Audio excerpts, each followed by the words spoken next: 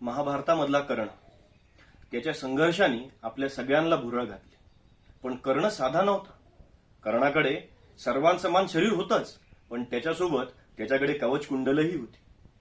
महाभारताच्या समरामध्ये ही कवचकुंडल त्याच्या कामी आली असती. तो भेद हरण्यासाठी स्वयं इंद्रांनी एका भिक्षुकाचं रूप घेऊन त्याच्याकडनं कर्णाची कवचकुंडल मागून घेतली आणि या महान दानशूर कर्णाने क्षणाचाही विलंब न लावता ती कवचकुंडल काढून दिली. पण हा प्रसंग इतका महत्वाचा आहे की त्याच्यावर रामधारी सिंह दिनकर यांनी चतुर्थ सर्गामध्ये एक कविता लिहिली. कर्ण इंद्राला कवचकुंडल देतोय, पण हे कवचकुंडल देत असतानाच तो अर्जुनाबद्दल पण त्यांच्याशी बोलतोय.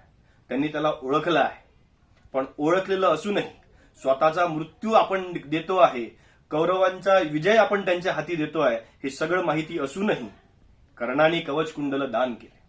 हा प्रसंग म्हणजे कर्णाने इंद्राची केलेली कान उघाडणी म्हणता येईल किंवा कर्ण आणि इंद्र यांच्यामधला संवाद म्हणता येईल.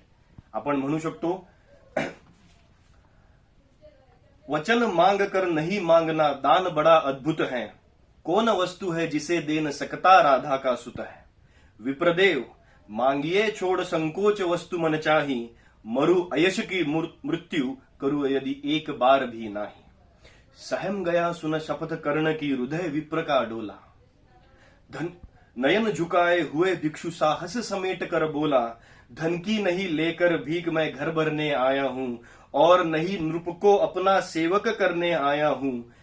यह कुछ मुझको नहीं चाहिए, यह कुछ मुझको नहीं चाहिए, देव देह को भर दे, देना हो तो मुझे कृपा करके कवच और कुंडल दे.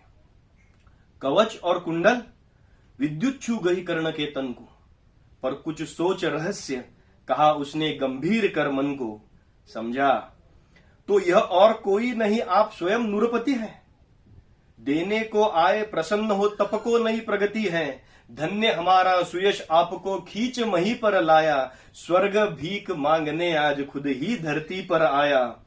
यह शायद इसलिए कि अर्जुन जिए आप सुख लूटे, व्यर्थ न उसके शर अमोघ मुझ पर बरसा कर टूटे.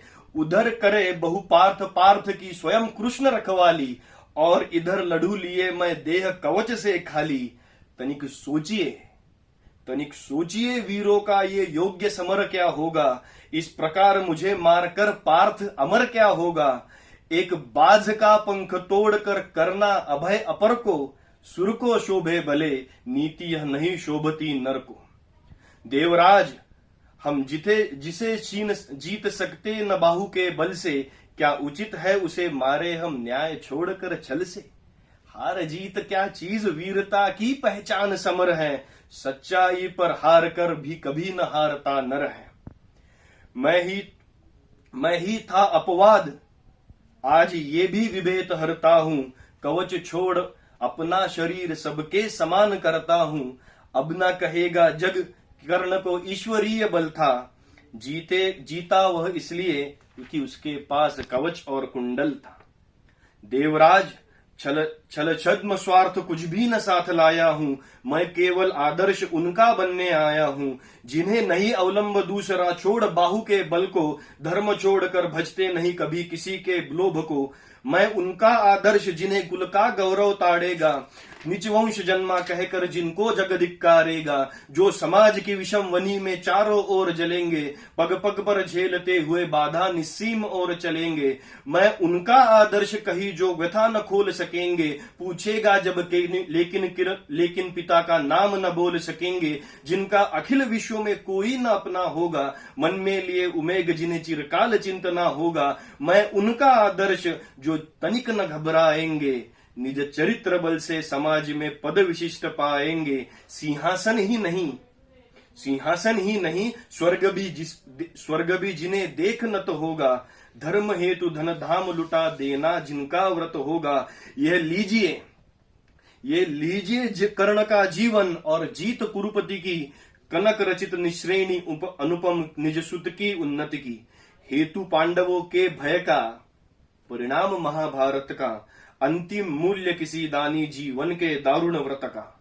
जीवन देकर जय खरीदना जग में यही चलन है, विजय दान न करता प्राण को रखकर कोई जन है, मगर प्राण रखकर प्रण आप अपना आज पालता हूं मैं, पूर्णाहुति के लिए विजय का हवन डालता हूं मैं। दो वीरों ने किंतु कर लिया आपस निपटारा, हुआ जयी राधेय अर्जुन इस रण में हारा। यह कहकर उठा कृपाण कर्ण ने त्वचा छील दी क्षण में, कवच और कुंडल धर दिया इंद्र के कर में।